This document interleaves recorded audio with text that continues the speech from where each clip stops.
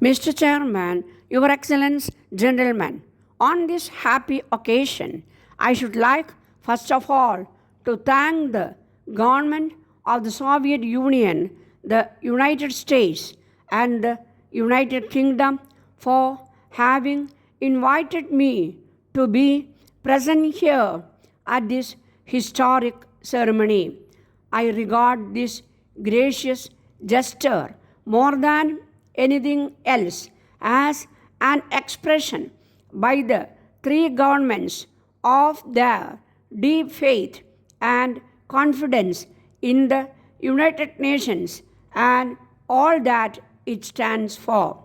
In the situation that confronts humanity today, with the accelerating arms race and with no significant abatement in mutual suspicion and mistrust, any agreement between the major powers is a significant event.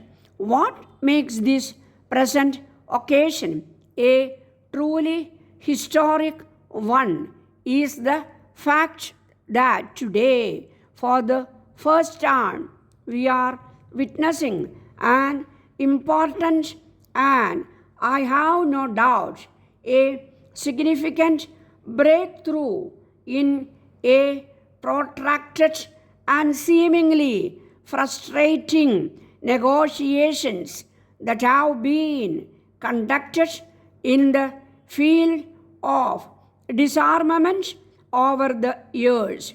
The agreement has been made possible by the statesmanship and courage displayed by the leaders of the three powers and equally by the untiring and devoted efforts of their able negotiators, to all of whom I extend my sincere and healthy felicitations.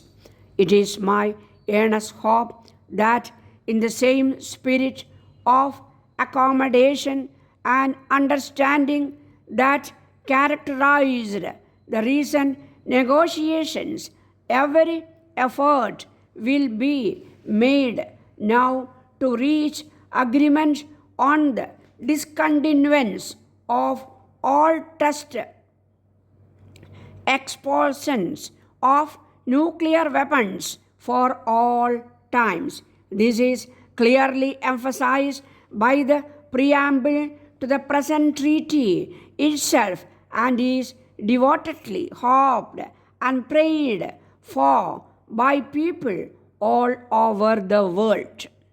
The agreement signed today will not eliminate the risk of war, only general and complete disarmament, only establishment of adequate and effective international machinery for maintaining peace will achieve this.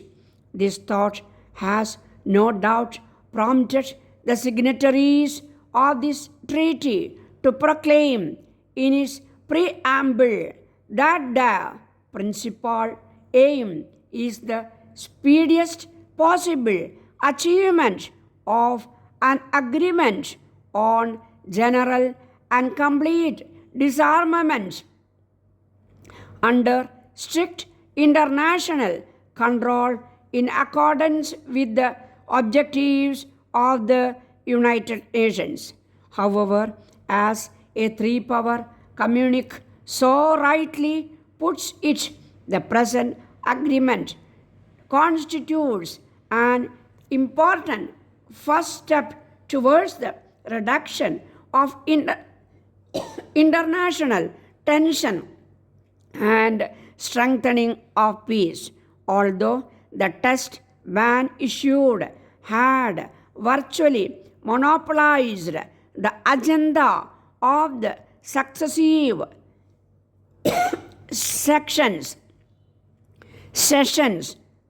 of the General General Assembly of the United Nations and other equally important measures aimed at the relaxation of tensions have been repeatedly brought up for discussion.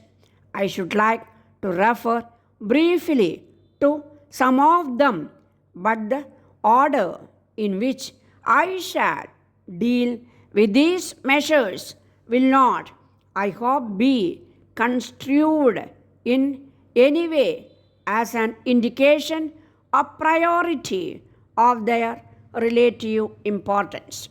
First, there is the question of the wider dissemination of nuclear weapons. Repeatedly, the General Assembly has referred to the danger of the use of nuclear weapons and called upon all the members countries to make efforts to achieve a permanent international agreement subject to inspection and control on the prevention of the wider dissemination of this weapon and mass destruction. It is significant that while the resolution of the General Assembly places a special responsibility on the nuclear powers to refrain from relinquishing control of such weapons to others not possessing them, they recognize at the same time that the countries not possessing acquiring such weapons and further by refusing to receive such weapons in their territories. The problem of the means of delivering nuclear weapons is an equally important one. There are proposals for limiting the production of delivery systems and for the destruction of all but an agreed limited number in the early stage of an agreed program of general disarmament. It is my earnest hope that this important issue will receive further consideration by all the parties concerned with a view to reaching a satisfactory solution. The problem of surprise attack has also figured in the past in debates of the United Nations. Proposals made during recent weeks could lead to the early renewal of surprise attack talks which have been adjourned since December 1958.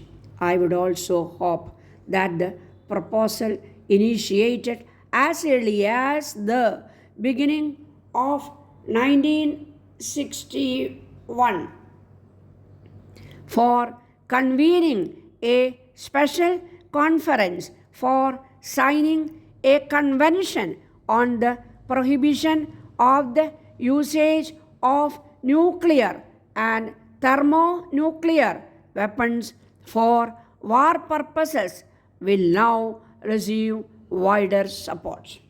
Finally, I would like to mention the problem of denuclearized zones in different geographical areas. Obviously, the initiative must come from the countries in the regions, as has been the case in respect of Africa and Latin America.